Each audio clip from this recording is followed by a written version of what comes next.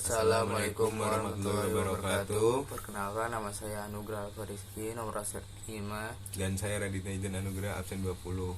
Kita akan membahas tentang hak dan kewajiban. Hak tuh sesuatu yang kita terima atau peroleh. Kalau kewajiban tuh sesuatu yang harus kita tunaikan atau laksanakan. Kalau menurut pengertian hak secara terminologis, kamu tahu nggak sih? Tahu pasti. Apa tuh? Hak itu yang kewenangan atas sesuatu yang wajib atas seseorang untuk orang lain. Nah, kan kalau nggak salah ada dua definisi tentang hak. Apa aja sih? Kalau menurutku, kalau di sini tertulis hak sebagai kewenangan atau al-sultah barang, yakni hak yang berlaku atas benda tersebut, seperti hak milik, hak penguasaan atas benda tersebut, dan harta. Kalau yang kedua tuh hak sebagai keharusan atau kewajiban pada pihak lain. Substansi hak yang terbebankan pada orang lain disebut hak syansih, dipahami sebagai taklif, baik yang bersumber dari syara seperti hak istri yang terbebankan pada suami, hak anak terbebankan pada orang tua, dan lain-lain begitu. Ada juga hak dan iltizam. Menurutmu hak dan iltizam itu apa sih? Ya, kalau hak sih ada keharusan yang terbebankan kayak pada pihak lain-lain dari sisi penerima. Kalau iltizam itu ada keharusan yang terbebankan pada pihak lain dari sisi pemberi. Kayak secara istilah iltizam itu ada akibat ikatan hukum yang mengharuskan pihak lain berbuat memberikan sesuatu atau melakukan suatu perbuatan atau tidak berbuat sesuatu. Terus ada pihak yang terbebani oleh hak orang lain, itu ada multazim. Kebalikannya dengan iltizam, pemilik hak itu adalah multazam lahu atau syaibul hak. Nah, contohnya itu adalah akad jual beli. Penjual dan pemberi harus berstatus sebagai multazim sekaligus sebagai syakibul hak. Nah, kamu tahu nggak sih, kan ada alternatif iltizam ya, ada hawala, qafala, sama taqashi. Kamu bisa jelasin nggak sih? Kalau haulah tuh pengalihan itajam, contohnya tuh kartu kredit lah dan lain-lain. Terus kalau hafalah tuh mengumpulkan, menjamin, dan menanggung. Jaminan yang diberikan pihak penanggung pada pihak ketiga untuk memenuhi kewajiban pihak kedua yang ditanggung. Kalau taksi itu suatu keadaan di mana orang berpiutang terhalang menagih hutangnya karena dia tuh berhutang kepada orang yang berpiutang kepada dirinya. Itu kan ada akibatnya ya kalau itu ya. Iya. Kamu tahu nggak sih akibatnya? Akibat-akibatnya itu.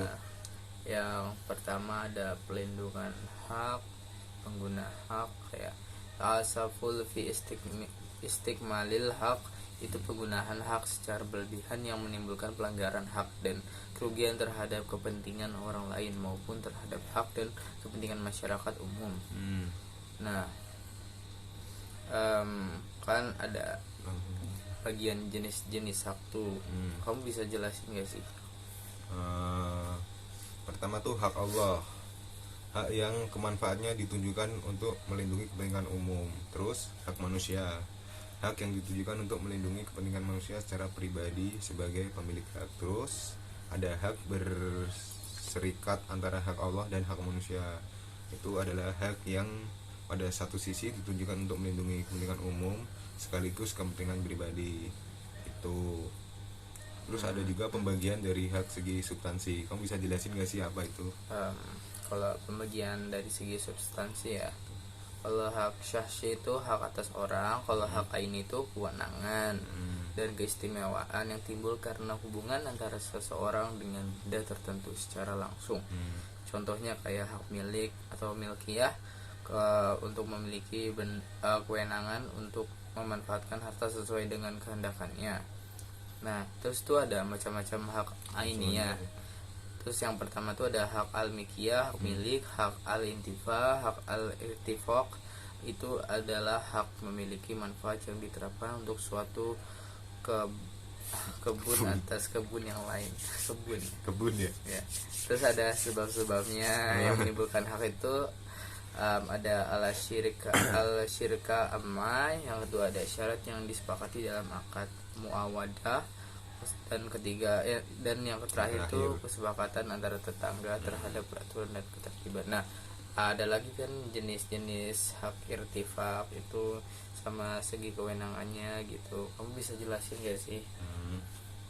Jadi jenis hak irtifak tuh ada pertama hak al-syubi, itu hak untuk manfaatkan air untuk pengalian tanaman, hewan atau kepentingan minum manusia. Terus ada hak al-majro, hak pemilik tanah yang jauh untuk menggunakan tanah tetangganya yang lebih dekat untuk mengalirkan air dari sumbernya. Terus ada juga jenis hak irtifak tuh hak al-masyil, hak yang memanfaatkan tanah orang lain untuk menyalurkan limbah keluarga ke tempat saluran pembuangan. Terus ada lagi hak al-murur, hak bagi pemilik tanah yang lebih jauh untuk melewati tanah orang lain yang lebih dekat. Terus ada juga hak al-jiwar, hak tetangga yang di dindingnya bersebelahan atau bersatu. Terus ada juga hak yang terakhir hak al-ta'ili, hak tetangga pada rumah susun di mana atap bangunan yang di bawah menjadi lantai bagi bangunan di atasnya. Mungkin itu aja ya pembahasan tentang hak ya. Tentang hak. Sekian dari kami. Terima kasih. Wassalamualaikum warahmatullahi wabarakatuh.